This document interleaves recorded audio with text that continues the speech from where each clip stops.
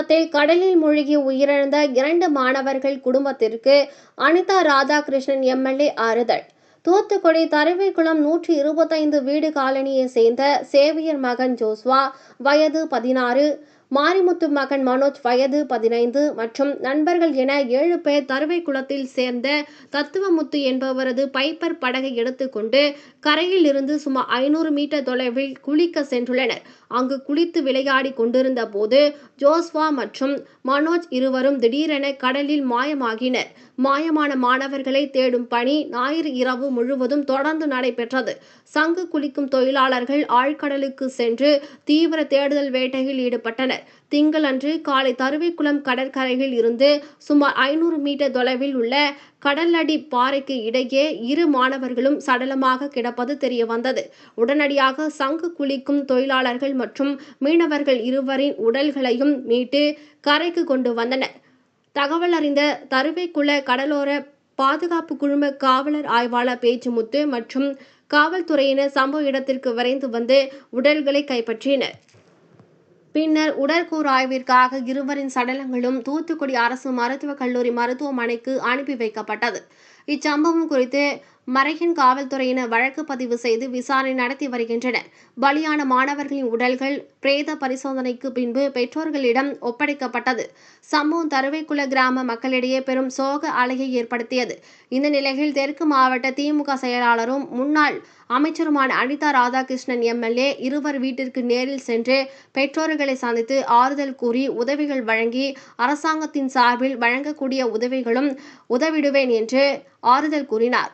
மாநில வர்த்தக அணி இணை செயலாளர் உமரி சங்கர், மாவட்ட இளைஞர் அணி அமைப்பாளர் ராமஜெயம், துணை அமைப்பாளர்கள் வக்கீல் பால்துரை, தங்கதுரை, பாண்டியன், ஒன்றிய இளைஞர் அணி அமைப்பாளர் அனிஸ்டன் மற்றும் சுதன்ராஜ், எடிசன் உட்பட பலர் உடனிருந்தனர்.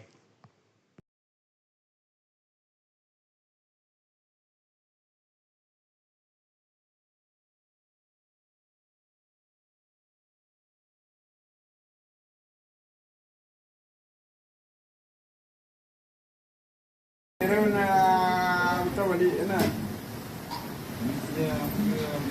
அவனை இருந்து தான் எங்கேயும் போகலையா?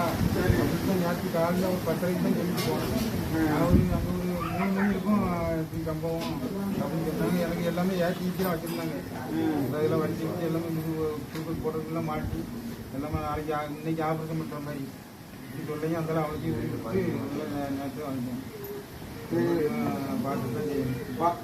பார்த்துருங்க உடனே நீ பார்த்து தான் செய்யணும். நீங்களும் உடம்பு வேகத்துறாங்க என்ன சரிமா? இப்போ கலந்துட்டு போறேன் என்னன்னு பார்த்துட்டு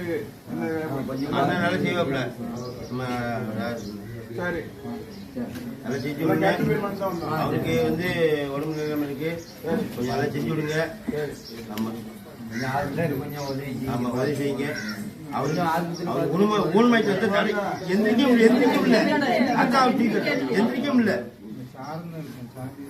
முடியல. எந்திரிச்சா கூப்பிட்டு வந்துருவார். 2 பேரும் என்ன பிடிச்சி கடுகடுன்னு இந்த உலகம் தான் போகும். 2 பேரும் இருந்து போனாலுமே இந்த உலகம் தான் போக முடியும். எப்படி அது நரம்பு கட்டாச்சு? பழைய ஏற்கனவே வலி இடிச்சு பார்த்துங்க. அதில் கொத்தவரைக்கு போகணும். நான் வந்து மூஞ்சி ஈஸியாக போட்டுக்கிறேன். அவனுக்கு ஆகி போச்சு இயற்கையில. அவனுக்கு ஒரு 20 ஆமா இயற்கையில ஆகி போச்சு. இப்ப பிள்ளை வேற வழி ஆமா கொஞ்சம் பார்த்து செஞ்சு விடுங்க அவருக்கு மச்சானுக்கு. ஆமா பச்சா நம்ம அண்ணன் தெரியுமில்ல.